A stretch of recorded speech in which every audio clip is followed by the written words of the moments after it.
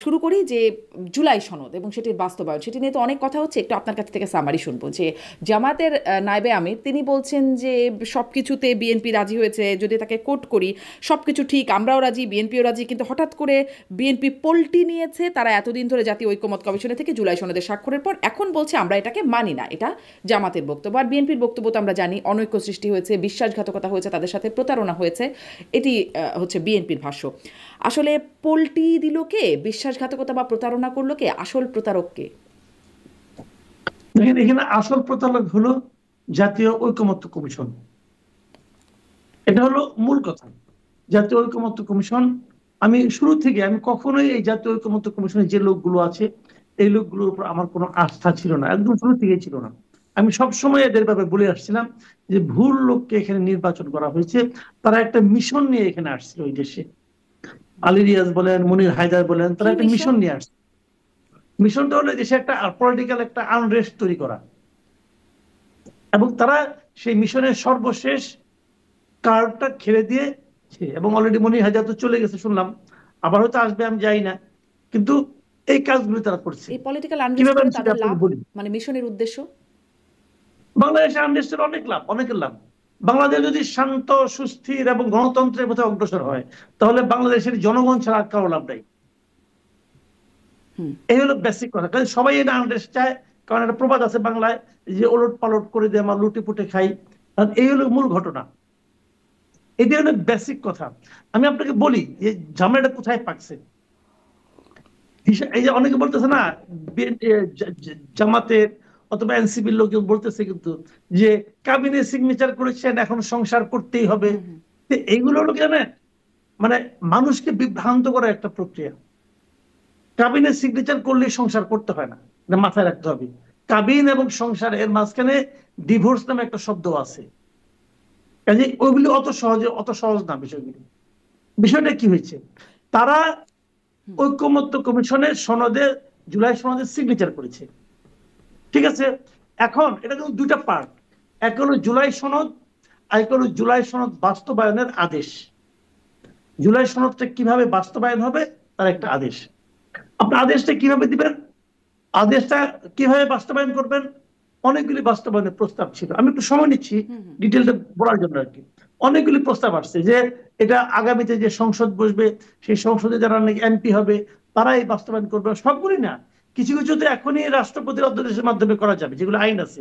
আর যেগুলোর জন্য প্রায় 48টার মতো আছে, যেগুলোর জন্য আপনার করতে হবে, আপনার কি বলে, সং সংসদের সংবিধান সংশোধন করতে হবে। হুম। এই জন্য মূলত এখন সংবিধান সংশোধনের এগুলো সংসদে পাশ করাতে হবে 2/3 মেজরিটির মাধ্যমে। হুম। ওকে, এখন এটি কিভাবে হবে? বিএনপি বলতেছে যারা নতুন সংসদে আসবে তারা করবে, কিন্তু তাদের এই কথার উপর অনেকে বিশ্বাস রাখে না। বলে যে না, এটা এখনই করতে হবে, এখনই তোমাকে এটা নিয়ে মানে অঙ্গীকার করতে হবে। অঙ্গীকার করছি কিন্তু ওটা তো আর হবে না। তখন তারা বললো যে আমরা একটা আদেশ তৈরি করব, যেটা প্রধান উপদেষ্টা দেবে, এবং সেটার মাধ্যমে আমরা বলবো যে এটা বাস্তবায়ন করতে হবে এবং বাস্তবায়নের পদক্ষেপগুলি কি হবে।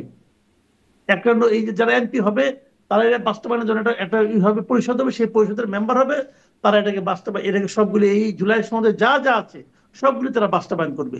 এবং যদি তারা 270 দিনের মধ্যে বাস্তবায়ন করতে না পারে, তাহলে অটোমেটিক বাস্তবায়িত হয়েছে বলে গণ্য হবে।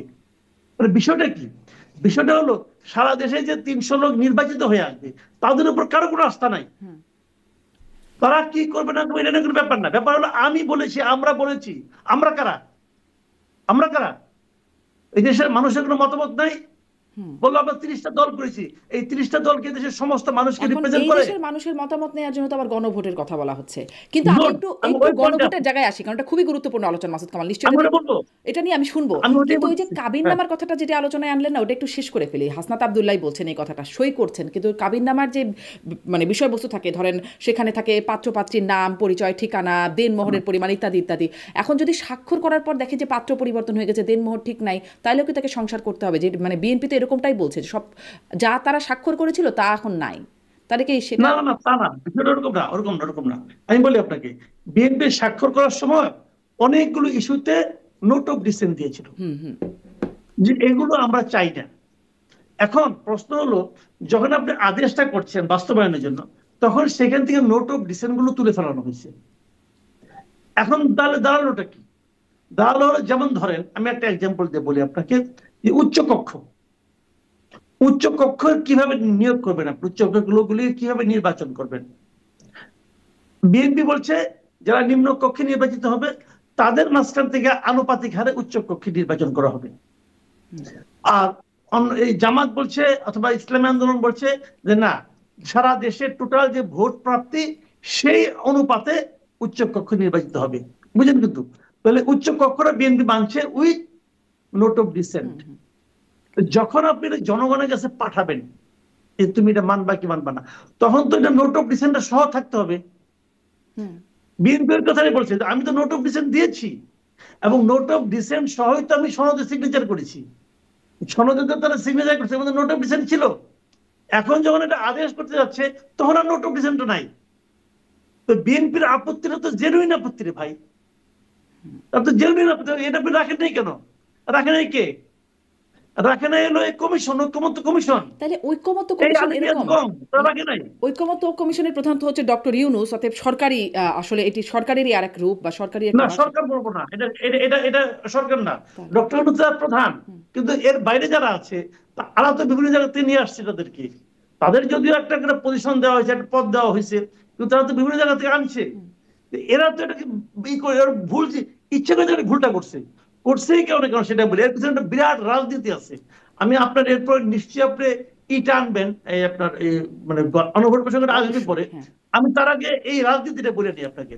বিরাট রাজনীতি হলো এখন বিএনপি পড়ে গেছে একটা মানে চেঙ্গির মধ্যে। আমাদের পুরান ঢাকা নিয়ে আছে না, মানকেচিপা মধ্যে পড়ে গেছে। কিভাবে পড়ে গেছে?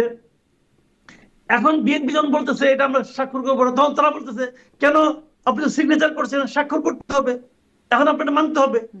এখন বিএনপি বলছে তোমরা যেটা বলতেছো যে আদেশটা, এটা তো আমি করি নাই, আমি তো এটা আমার তো নোট অফ ডিসেন্ট ছিল, নোট অফ ডিসেন্ট এখন কোথায় গেল? ওইটা কিন্তু আর বলে না। বিএনপি যে কেন আপত্তি করতেছে এটা কিন্তু কেউ বলে না। তারা বলতেছে তুমি ওটা করো নাই কেন? তাহলে তুমি চাও না, তাহলে তুমি চাও না।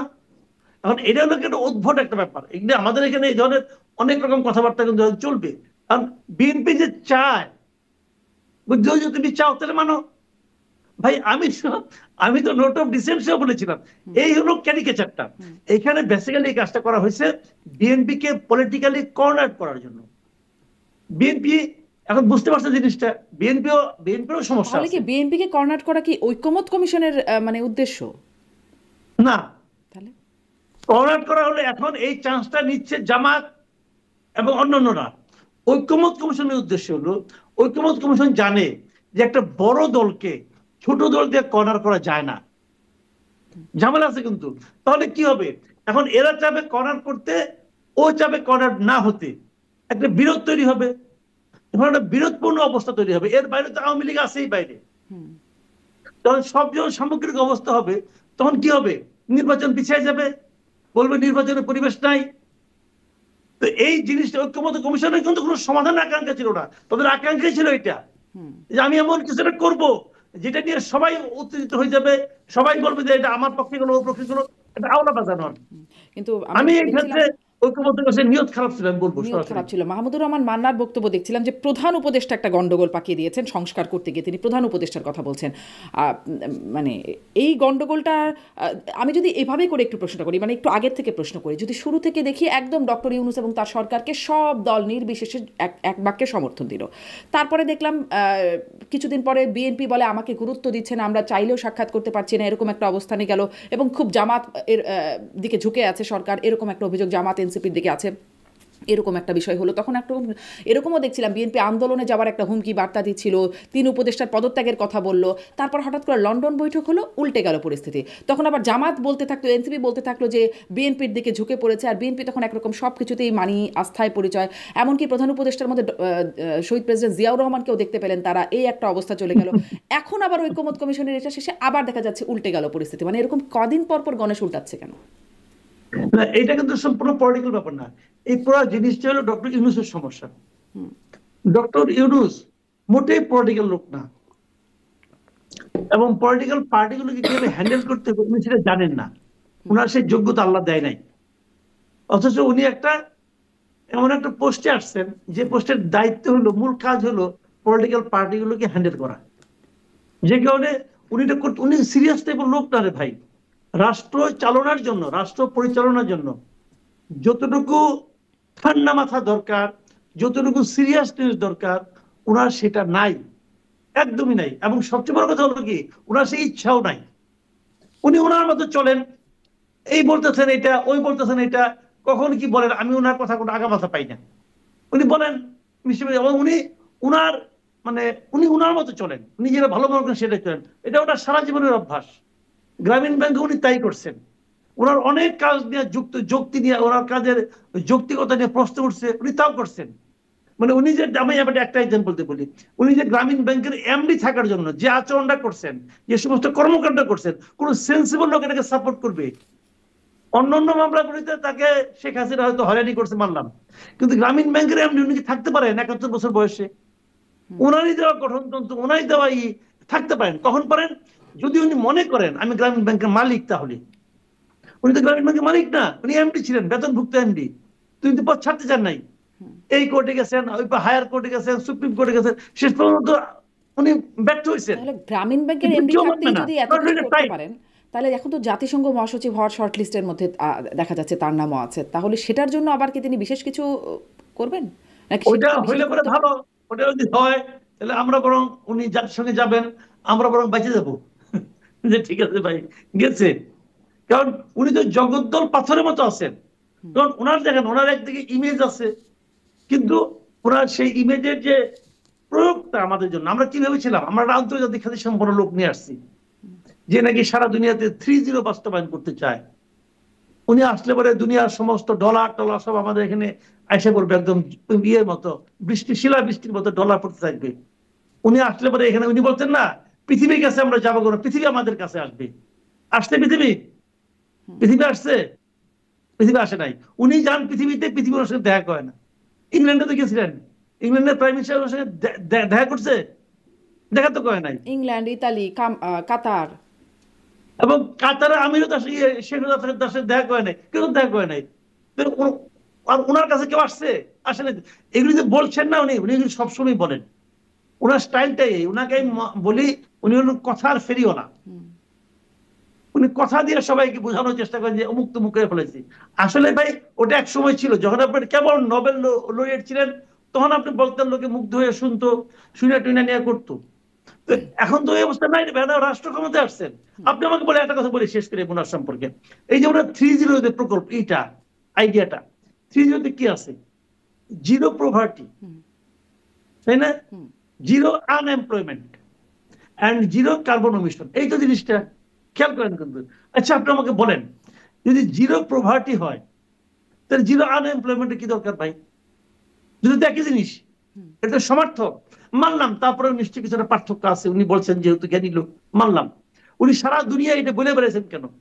মানে সারা দুনিয়ার যারা শাসক আছেন তাদেরকে উনি প্রভাবিত করার চেষ্টা করছেন যে আপনি এমন কিছু নিয়ম নীতি বানান যাতে নাকি আপনার দেশে এবং আপনার আশেপাশের দেশে জিরো প্রভার্টি হয়, জিরো আনএমপ্লয়মেন্ট হয় এবং জিরো কার্বন এমিশন হয়। ঠিক আছে, মানলাম। উনি তো 1 বছর ধরে একটা দেশের রাষ্ট্র ক্ষমতায় আছেন, উনি কি এখন সেটা করতে পারছেন? আমি একটা সিম্পল উদাহরণ দিয়ে বলি, প্রতিদিন এখানে আনএমপ্লয়মেন্টের জন্য আন্দোলন হচ্ছে। চাকরির বয়স 35 করতে হবে, এই দাবিতে আমি দেখলাম প্রেস ক্লাবের সামনে একটা গ্রুপ 42 দিন অবস্থান নিছে। পুলিশ তাদের লাইট খেদাইছে, সেই ছবিও দেখছি। ওরা কি চাকরি চাইছে? চায় নাই। ওরা চাকরিতে প্রতিযোগিতা করার সুযোগটা চেয়েছে। আপনি তো জিরো আনএমপ্লয়মেন্টের জন্য কোনো পদক্ষেপ নেন নাই ভাই, তাহলে আপনি এগুলি বলেন কেন? ওই যে বললাম, উনি হলো কথার ফেরিওয়ালা। উনি বেসিক্যালি কথার ফেরিওয়ালা, আর কিচ্ছু না, যে কথার কোনো মূল্য নাই।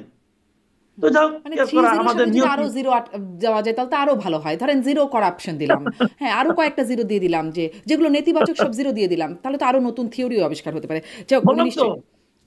উনি নিশ্চয়ই আসলে এটা ভালো বুঝবেন, আমাদের চেয়ে অনেক বোধ সম্পন্ন মানুষ উনি। আসি এবার ওই যে তাহলে যে গন্ডগোলটা যেটি মাহমুদুর রহমান মান্না বলছেন যে, এবং সেটি আসলে সবাই আপনারাও পর্যালোচনায় বলছেন যে গন্ডগোল বা জট তো একটা পেকেই গেছে। আসিফ নজরুল মাননীয় আইন উপদেষ্টা তিনি বলছেন যে রাজনৈতিক দলগুলোর উদ্দেশ্যে বলছেন, আপনারা যদি এরকম ভূমিকা নেন তাহলে সরকার কি করবে? আমরা ঠিক বুঝতে পারছি না। এতদিন আলোচনার পর আপনারা যদি ঐক্যমতে না আসেন তাহলে আমরা সত্যিই কি করব? মানে হায়াল্লাহ আমরা কি করব? আসিফ নজরুলের যে একটা স্টাইল আছেন সেরকম একটা জায়গায় এসে পড়ছে কিনা এখন? আসলে আমরা হায়াল্লাহ কি করব? এই গন্ডগোল থেকে কে ছুটাবে আমাদেরকে, আর কিভাবে এই গন্ডগোলটা ছুটবে? দেখেন, আমি এই ধরনের মন্তব্যটা জনাব আসিফ নজরুলের কাছ থেকে আশা করিনি। সত্যি কথা বলতে গেলে আমি ওনাকে বেশ সেন্সিবল লোক মনে করতাম। উনি যে কথাটা বললেন, বলার আগে ওনার উচিত ছিল যে বিএনপির আপত্তির জায়গাটা কি সেটা কাগজ কলমে দেখা। বিএনপি যে আপত্তিটা করেছে এটা যদি কাগজ কলমে দেখতেন, মিলিয়ে দেখতেন যে ওরা কি বলেছে, সেটা শুনে আপনি বলেন।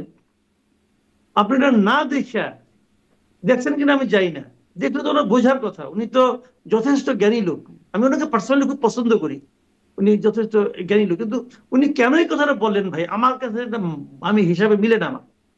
বিএনপি, শুনেন ভাই, আমি নিজে বিএনপি করি না, কিন্তু বিএনপি যে দাবিটা আমার কাছে ভ্যালিড মনে হয়েছে। বিএনপির যে আপত্তিটা, এটা ভ্যালিড আপত্তি। বিএনপির সঙ্গে তো মাহমুদুর রহমান মান্না বলতেছে, জুনায়েদ সাকি বলতেছে, এরা সবাই কিছুই বুঝে না। এটা আসিফ নজরুল বলতে পারলেন? এটা কি পলিটিক্যাল পার্টির ঝগড়া? না, এটা পলিটিক্যাল পার্টির ঝগড়া না। এখন আপনি যদি তো লাগাইতেছেন। এখন যদি আসিফ নজরুল বিএনপি যা বলছে সে সত্যি বলছে বা সঠিক বলছে এরকম কিছু বলে, তাহলে তো এমনিতেই এনসিপি তাদের ছাগল খাচ্ছে। এনসিপি বলছে আসিফ নজরুলের সেফ এক্সিট নাই, এরকম একটা অবস্থা। এরকম কথা যদি বলে ফেলেন তাহলে তো তিনি আরো বিপাকে পড়বেন না? যেমন যেমন মাহফুজ পড়েছেন। সেফ এক্সিট এনসিবির খুঁজতে হবে না, এনসিবি নিজে সেফ এক্সিট খুঁজতে বলেন। দুনিয়াটা তো সহজ না ভাই। অন্য সেফ এক্সিট এনসিবি কে ভাবতে হবে না, তাদের সেফ এক্সিট খুঁজতে বলে। এটা আচ্ছা, কি করছেন না করছেন এটা হিসাব করেন। গত 1-1.5 বছরে আপনারা কি করছেন ওইটাও হিসাব হবে। ওইটা একটু খুঁজে দেখেন কি অবস্থায় আছেন আপনারা। এখন মানে সেফ এক্সিট এখন বর্তমানেই যেমন আছে সেখান থেকেই তাদের ক্ষমতা বা তাদের মানে তাদের সক্ষমতার জায়গাটা যে আমি আপনার কাছ থেকে জিজ্ঞাসা করি। নাসিরুদ্দিন পাটোয়ারি বলছেন যে এই যে বিএনপির যে নোট অফ ডিসেন্ট, এটিকে তিনি বলছেন নোট অফ চিটিং, এবং তিনি বলছেন যে ভাইয়াগিরি করার জন্য নতুন বাংলাদেশে এমনটি করতে দেওয়া হবে না। মানে বিএনপি এই নোট অফ চিটিং দিয়েছে ভাইয়াগিরি করার জন্য, নতুন বাংলাদেশে এমনটি করতে দেওয়া হবে না। ঐক্যমত কমিশনে বিএনপি কিছু করতে চাইলে তরুণরা প্রতিহত করবে। আর তার আগেই কিন্তু সালাউদ্দিন আহমেদের বক্তব্যের প্রেক্ষিতে তিনি বলছিলেন বেশি হাসি আসলে আমাদের কাছে আসবেন, কান্না ছুটিয়ে দেবো। মানে এনসিপির কি কান্না ছুটিয়ে দেওয়া বা প্রতিহত করে ফেলবে বিএনপিকে, এরকম সক্ষমতা এনসিপি রাখে? না, তাদের সেই সক্ষমতা নাই। আমি একটা এক্সাম্পল বলি, ওনারা বলেন না কিছু হলে খালি তরুণদের অজুহাত দেন, যে তরুণদের নিয়ে, ইয়াংদের নিয়ে, স্টুডেন্টদের নিয়ে আমরা হ্যান করব ত্যান করব। ভাই আপনাদের সঙ্গে স্টুডেন্টরা আছে, আছে। এই যে ডাকসু, জাকসু, রাকসু, চাকসু, মানে আপনার 4টা ইউনিভার্সিটি যে ছাত্র সংসদ নির্বাচন হলো, একটাতেও এনসিপির যে ছাত্র সংগঠন আছে কেউ বিজয়ী হয়েছে? বাদ দেন বিজয়ী হওয়া, একটাতেও তারা প্রতিদ্বন্দ্বিতা করতে পারছে, সেকেন্ড পজিশনে আসতে পারছে কোন একটা ইউনিভার্সিটিতে, কোন একটা পোস্টে? পারছে ভাই। এদেশের তরুণ সমাজ আপনাদেরকে প্রত্যাখ্যান করেছে। এই তথ্যটা যত দ্রুত আপনারা আপনাদের মগজের মধ্যে নিতে পারবেন, কিন্তু তত মনে করেন যাদেরকে আপনারা গ্রহণ ঠিক করেছে পথে আসবেন। তারা যদি তাদের সাথে থাকে, আমি বলছি শিবির জামাতের কথা বলছি, যে তারাও তো একই রকম দাবি কথা বলছে, তারা যদি সাথে থাকে তাহলে কি প্রতিহত করতে পারবে বা ওই যে কান্না ছুটানোর মতো সক্ষমতা তারা রাখবে? তারা, হ্যাঁ, তারা যদি সঙ্গে থাকে তাহলে তারা আওয়াজ তুলতে পারবে। এর চেয়ে বেশি কিছু না রে ভাই। শুনেন, বিষয়টা হলো কি, এনসিপির যতগুলি সফল প্রোগ্রাম আছে বাংলাদেশে, যতগুলো, তার সঙ্গে সবসময় সে দুইটা শক্তি পাশে পাইছে। একটা হলো জামাত শিবির, একটা হলো সরকার। এর মধ্যে যদি সরকার তার সঙ্গে না থাকে তাহলে ভাই এরা নো হয়। আপনারা কিন্তু নিশ্চিত থাকেন ভাই, আমরা তো মাঠে ঘাটে যাই, তাই না? আমরা তো মাঠে ঘাটে যাই, দেখি তো অনেক জেলা পর্যায়ে এনসিপির কিছুই নেই, কেউ ছিলেন এনসিপির পাবলিক।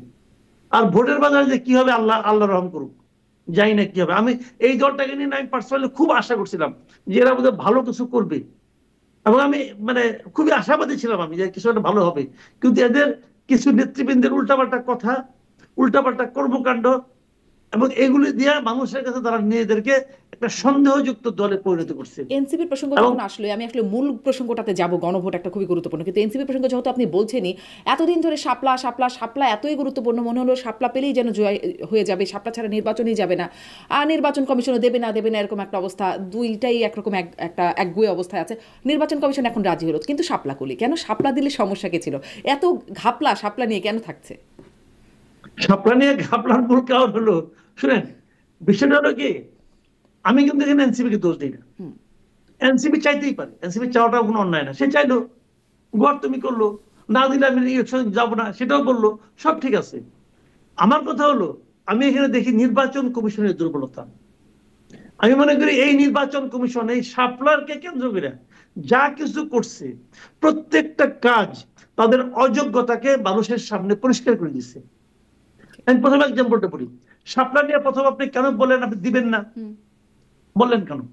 বলছেন কতগুলি কারণ দেখাইছেন, কারণগুলি কি শাপলা জাতীয় প্রতীক অমুক তমুক অনেক হাঙ্কি পাঙ্কি অনেক কিছু বলছেন আপনি, বলছেন কিন্তু এটা কিন্তু মিন করেন যে না এটাই সত্য, তাহলে দিবেন না, তাহলে আর আলোচনা শেষ। যেটা আপনার তালিকায় নাই সেটা আপনি দিবেন না, শেষ, আলোচনা হয়ে গেল, কিন্তু এক কথায় শেষ। তো তালিকায় যুক্ত তো করলোই শেষ পর্যন্ত। তালিকা আপনি যুক্ত করেন কেন? কারণ ওদের চাপে, তার মানে একটা পলিটিক্যাল পার্টি তার পছন্দের চাপ অনুযায়ী যুক্তি করতে পারে, চাপ দিতে পারে। কালকে যদি ইসলামী আন্দোলন বলে আমি হাত পাখা নিব না, আমার কোরআন শরীফ দেন, আমার প্রতীক হবে কোরআন শরীফ দেন, কেউ একজন বললো আমার প্রতীক হবে কাবা শরীফ দেন, দিবে? দিবে? আমার কথাটা বোঝার চেষ্টা করেন। আমি চাইতে পারি কাবা শরীফের ছবিটা আমি চাই, ওটা আমি প্রতীক চাই, দিবে ইলেকশন কমিশন? দিতে পারবে? চাপ প্রয়োগ করে। কাজেই কোন প্রতীক আপনি চান, নিয়মটা কি ভাই? এর পর্যন্ত জীবনে কোনোদিন শুনি নাই যে একটা পলিটিক্যাল পার্টির দাবির কারণে প্রতীক চেঞ্জ হয়, প্রতীক অন্তর্ভুক্ত হয়, আমি জীবনে শুনি, এই প্রথম শুনছি। কেন? তাহলে তাহলে জিনিসটা কি দাঁড়ালো? এই পলিটিক্যাল পার্টি অনেক পাওয়ারফুল, অথবা এই পলিটিক্যাল পার্টির পেছনে গভর্নমেন্ট আছে, হয়তো গভর্নমেন্ট তাকে ফোন করছে, গভর্নমেন্ট তাকে চাপ দিছে। যদি গভর্নমেন্টের ফোনে সে যদি তার সিদ্ধান্ত চেঞ্জ করে, এটাও তো তার অযোগ্যতা। একটা সাংবিধানিক প্রতিষ্ঠান হিসেবে যদি সে প্রধান উপদেষ্টার ফোন পাইয়া অথবা অন্য কোনো উপদেষ্টার ফোন পাইয়া যদি সে তার সিদ্ধান্ত থেকে সরে আসে, তাহলে বুঝতে হবে যখন প্রকৃত ইলেকশনটার সামনে আসবে তখনও তো ফোন আসতে পারে, তখনও তো চাপ আসতে পারে, তখন এই ইলেকশন কমিশন কি করবে? কিছুই করতে পারবে না। এই ইলেকশন কমিশন নিজের দুর্বলতা এবং অযোগ্যতা একদম স্পষ্টভাবে প্রমাণ করেছে। আমি মনে করি এই ইলেকশন কমিশনের পক্ষে এই বাস্তবতায় একটা অবাধ ও নিরপেক্ষ নির্বাচন করা সম্ভব না। জি, এটা একটা বাস্তবতার কথা বলেন, এরকম আরো অনেক বাস্তবতা নিশ্চয়ই আমরা কথা বলতে বলতে আসবে যে অবাধ ও সুষ্ঠু নির্বাচন সামনে আসলেই হবে কিনা, বা ডক্টর ইউনূস যেটি আসলে উপহার দিতে চাচ্ছেন ইতিহাস সেরা নির্বাচন, সেটি আসলে হবে কিনা সেটি আসি। আর তার আগে গণভোট, যে মানুষ কি চায় সেটি নিয়ে কথা বলছিলাম। যে গন্ডগোলটা যে পাকলো, যেটি মাহমুদুর রহমান মান্নাও বলছেন, সেই গন্ডগোল যদি আমি এই প্রশ্নটা মানে আগেও করছিলাম, যে গন্ডগোলটা যদি ধরেন সব নাই, সব রাজনৈতিক দল একমত হয়ে সুন্দরভাবে রাজি আছে সব কিছুতে, কিন্তু এই প্রশ্নটা এইটাও তো আসছে যে 48টা মানুষ বোঝে এই 48টা প্রস্তাবনায় কি আছে, আর কিছু না হয় অল্প কিছু মানুষ বুঝলো, কিছুতে অ্যাগ্রি করলো, কিছুতে করলো না, তারা কি করবে? যারা একদমই বুঝে না তারা কি করবে? 48টা প্রস্তাব, আবার জামাত বলছে নভেম্বরেই হতে হবে গণভোট, ধরেন করোনায় লকডাউন থাকতে হবে, এই কথা বোঝাতেই আর্মি নামিয়ে ফেলতে হয়েছিল, বোঝানো যাচ্ছিল না। এই 48টা সংবিধান নিয়ে প্রস্তাব বোঝানো যাবে মানুষকে? সেটি যাবে না, এটা অ্যাবসার্ড। এটা হলো জানেন ওই যে ধাক্কায় পাহাড় সরানোর মতো অবস্থা হবে। ধাক্কায় পাহাড় সরানো যায় না ভাই। মানুষ এটা কেন, এক নম্বর হলো বুঝবে না, আর দুই নম্বর হলো কেন বুঝতে চাবে? মানুষের কি ঠেকা পড়ছে যে নিজের মানে কষ্টের টাকায় ভাত খাইয়া তরকারি খাইয়া এটা বুঝতে হবে তাকে? এটা কি তার পরীক্ষা আসবে নাকি? পরীক্ষায় কি কাজে লাগবে পড়ে ভাই? না। হ্যাঁ, পড়ে না, তো এটা কেন আসবে? এটা কেন বুঝবে? এই 48টা কি কি আছে এটা তো আমিও জানি না। উনি ওখানে দিবে 48টা পড়বো, পড়ে এটা পরে হা অথবা না বলবো, আর অপশন কাটেছেন। 48টা প্রশ্নের উত্তর হা অথবা নাতে হয় না, 2টা প্রশ্নের উত্তরে হা অথবা নাতে হয় না। আমি আপনাকে 2টা প্রশ্ন বলি, আপনি হা অথবা নাতে উত্তর দেন তো। আমি বললাম যে আগে যে আপনি নিয়মিত মাদক সেবন করতেন এখনো কি করেন? এটা হা অথবা নাতে উত্তর দেন, পারবেন? জি, যেটাই বলে সমস্যা। পারবেন না তো ভাই, 2টা নিয়ে উত্তর দিতে পারেন না, আর 48টা প্রশ্ন আপনি হা অথবা নাতে দিবেন? এটা হয় রে ভাই? এটা কি হয় নাকি? আপনি আপনার রেফারেন্ডাম হয় একটা ইস্যুতে, একটা ইস্যু, যেমন ব্রেক্সিট হয়েছিল। আপনি কি ইউরোপের সঙ্গে থাকবেন না থাকবেন না, সিম্পল, কিন্তু অত আলাপ তো নাই আর ভাই। তো এখন আপনি একটা ইস্যু আনেন, তো কোনো একটা ওরা বলতেছে হ্যাঁ আমরা একটা ইস্যু আনছি, আপনি কি জুলাই সনদ মানেন কি মানেন না? তো জুলাই সনদ তো 48টার সমাহার, ওটা প্যাকেজ, তো ওই প্যাকেজ তো হয় না। তো তারা করছে ওই যে এটা বলে না সোনার পাথর বাটি আর কি, বানাচ্ছে একটা অসম্ভব জিনিসকে নিয়ে। তারপরে আপনি এটা আনবেন, আনার পরে এখন প্রস্তাবটা কি? এটা আগে হইতে হবে, আগে যদি হয়, আমি আপনাকে বাংলাদেশের রেফারেন্ডামের ইতিহাসটা আপনি জানেন, তবু আমি একটু মনে করে দিই। বাংলাদেশে এই যাবৎকালে রেফারেন্ডাম হচ্ছে 3টা।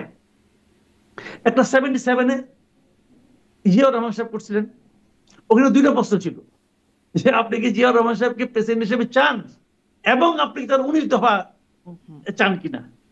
দ্বিতীয়বার হয়েছিল 85-এ, তখনও ছিল 2টা প্রশ্ন। একটা হলো যে এরশাদ সাহেব যে এখন উন্নয়ন কর্মসূচি নিয়েছেন, এটার জন্য আপনি এরশাদ সাহেবকে প্রেসিডেন্ট হিসেবে চান কিনা, এবং আগামী নির্বাচন না হওয়া পর্যন্ত আপনি এরশাদ সাহেবকে প্রেসিডেন্ট হিসেবে চান কিনা, এই যে প্রশ্ন ছিল। আর আগামী নির্বাচন কবে হবে তা কিন্তু বলে নাই। আগামী নির্বাচন 10 বছর পরে হইতে পারে, ততদিন মধ্যে এরশাদ থাকবে। ওইটাতেও কিন্তু ভোট পড়ছে একটাতে পড়ছে 98%, 98.7%, আর একটা পড়ছে 94% প্লাস, এরকম পড়ছে। এত ভোট পড়ছে কিন্তু থার্ড হয়েছে যেটা, সেটা হলো আপনার 91-এ, এটা শাহাবুদ্দিন সাহেব তখন প্রেসিডেন্ট ছিলেন। ওইটাতে আপনার প্রশ্নটা ছিল কি, যে প্রেসিডেন্সিয়াল সিস্টেম থেকে যে আপনার পার্লামেন্টারি সিস্টেমে গভর্নমেন্টে শিফট করবেন, তার জন্য একটা তারা সংশোধনী আনছে পার্লামেন্টে। ওটা শাহাবুদ্দিন সাহেব প্রশ্ন করেছেন যে এই সংশোধনীতে রাষ্ট্রপতি শাহাবুদ্দিন সাহেব সিগনেচার করবেন কি করবেন না। That was the question. খেয়াল করেন কিন্তু পাবলিক কি বুঝবে এটা। ওরা লেখছে যে সংবিধানের অততম সংশোধনীতে রাষ্ট্রপতি কি সিগনেচার করবেন, তা হ্যাঁ অথবা না। জানেন ভোট পড়ছিল কত? ওখানে ভোট কাস্ট হয়েছিল 34.9%, মানে 35%। যদি 35% আমি ধরি, তাহলে 65% লোক কিন্তু ওই রেফারেন্ডামে অংশই নেয় নাই। তাদের ওই হা অথবা না দেওয়ার কোনো আগ্রহ ছিল না।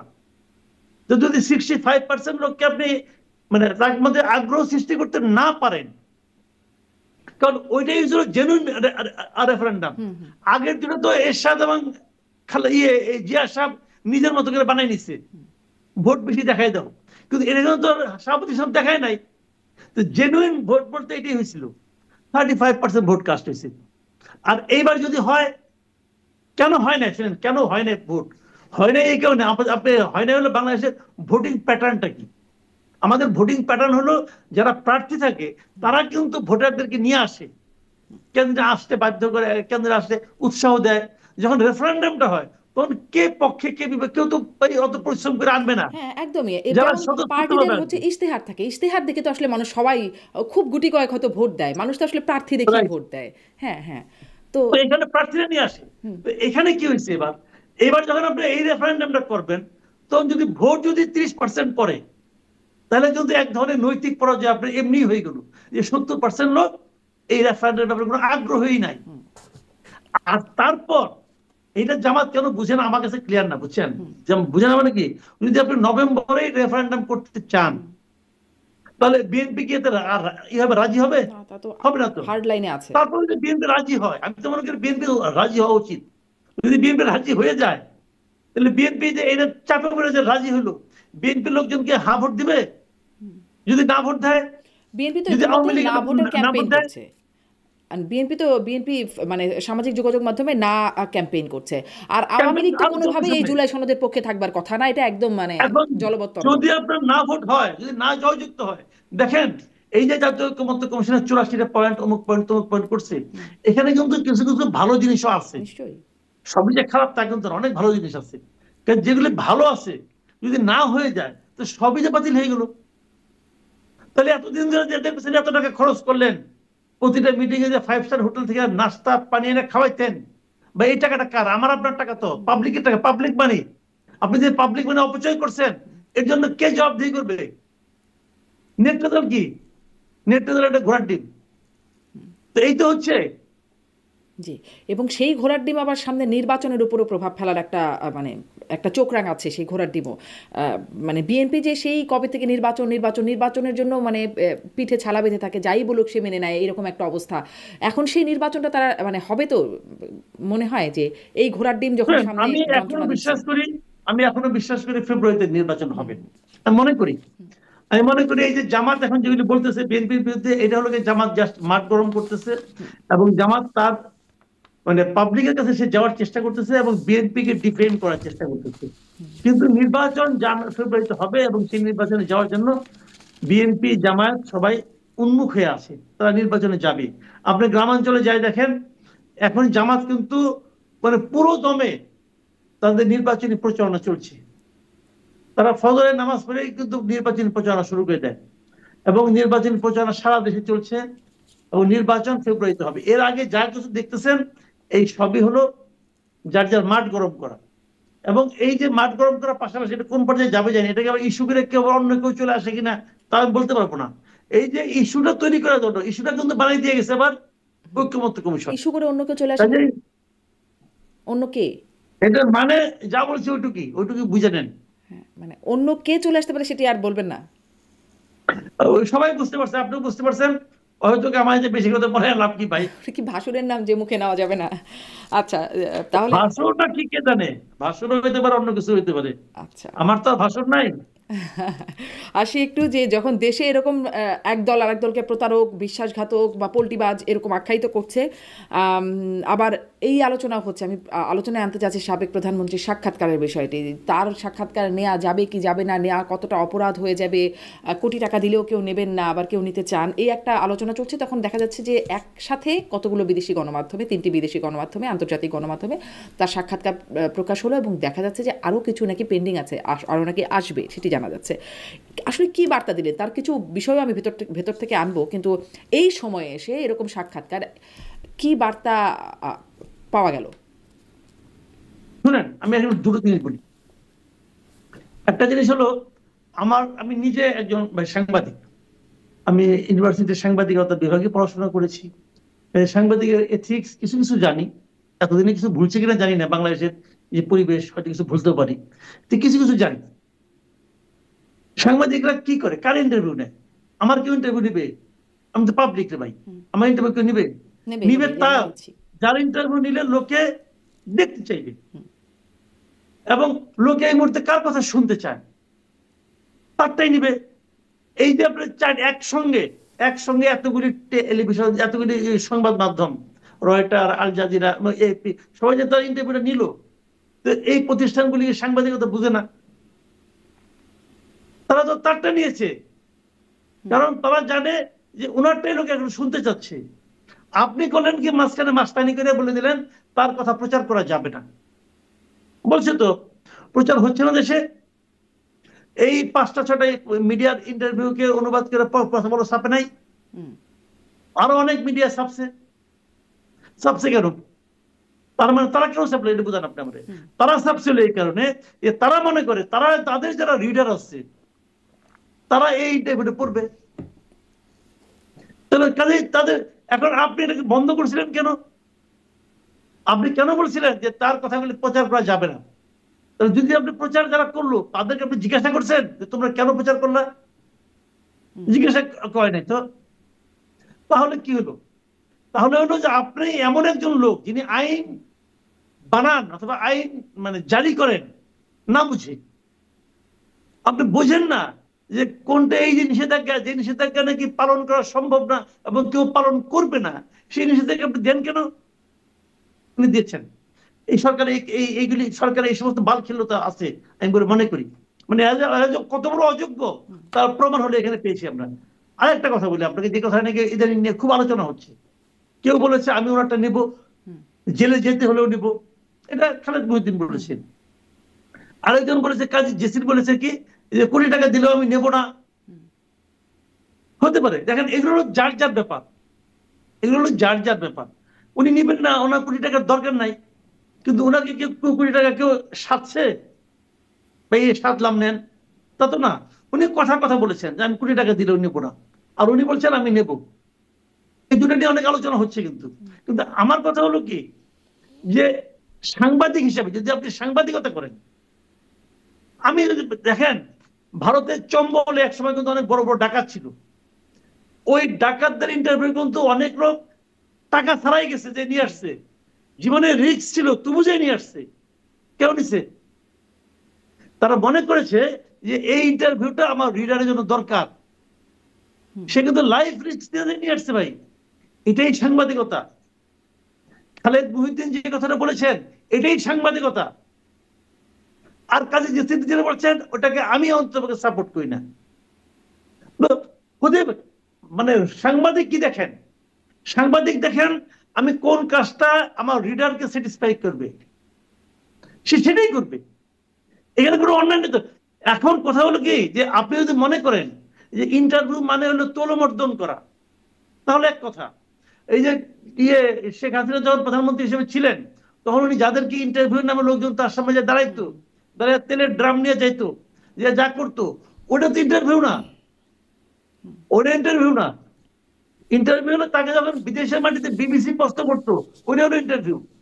তো ওই ইন্টারভিউ নিলে পরে ওর পাবলিক খুশি হবে, পাবলিক জানতে চাইবে যে এই প্রশ্নটা সে করতে পারছে, সে এটা করছে, এটা ভালো ইন্টারভিউ। এবং আমি তো মনে করি খালেদ মহিউদ্দিন ইন্টারভিউ নিলে এটা একটা ভালো ইন্টারভিউ হবে।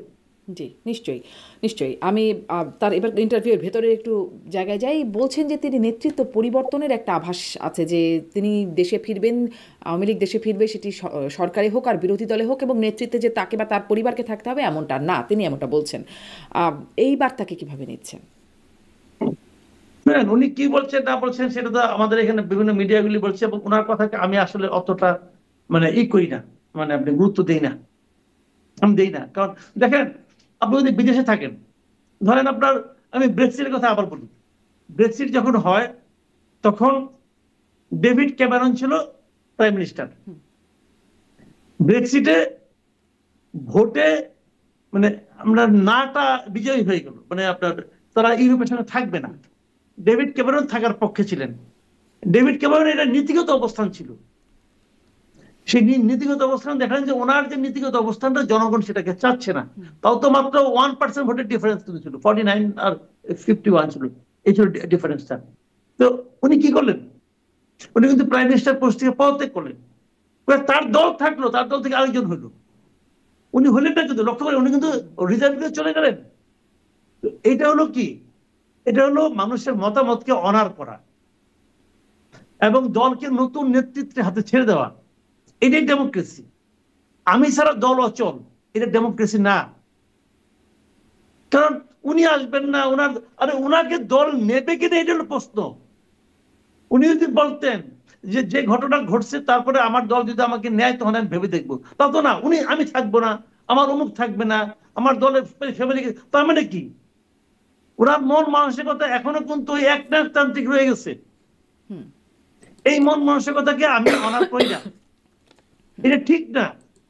তিনি তো দেশের বলছেন যে আওয়ামী লীগ তার পরিবারকেই থাকতে হবে এমনটি না, মানে তার বক্তব্য হচ্ছে যে তার পরিবার থাকার কথা কি বলছে? কেউ তার কাছে কান্নাকাটি করছে যে আপনি থাকেন, আপনার ফ্যামিলি তার থাকুক, নেতাকর্মীরা তো করে, কান্নাকাটি তার করছে? নেতাকর্মীরা তো দেখা যায় যে করতে পারে। কান্নাকাটি। তার তার যেগুলো ইন্ডিয়ায় গেছে মাল পানি নিয়ে, তারা মাঝে মাঝে তারা শোনায় যে আপনি ছাড়া দেশ চলবে না। উনি কি অমর নাকি? উনি কি অমর? দেশ চলবে না? দেশ চলে, দলও চলে, সবই চলে।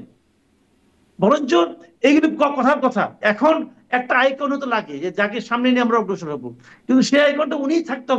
উনি যদি এই প্রয়োজনে বলতেন, যে কথা বলছেন এটা বলা দরকার, উনি যদি বলতেন যে আমি আশা করব আমার দল নতুন নেতৃত্ব বেছে নেবে, প্রয়োজনে তাদেরকে আমি হেল্প করবো, এটাও যদি বলতেন, তাহলে সেটা হয়তো সবচেয়ে ভালো হবে। সেটা হয়তো দেশে যারা আওয়ামী লীগ করে এখনো, দেশে যারা আওয়ামী লীগকে সমর্থন করে এখনো, তাদের জন্য একটা পজিটিভ বিষয় হইতো।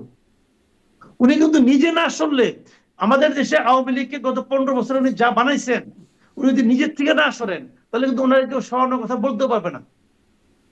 তাহলে এটা তো হলো না। উনি যদি আওয়ামী লীগকে ভালোবাসেন, ওনার উচিত ছিল নিজে থেকে সরে যাওয়া এবং নতুন নেতৃত্বের হাতে আওয়ামী লীগকে দেওয়া।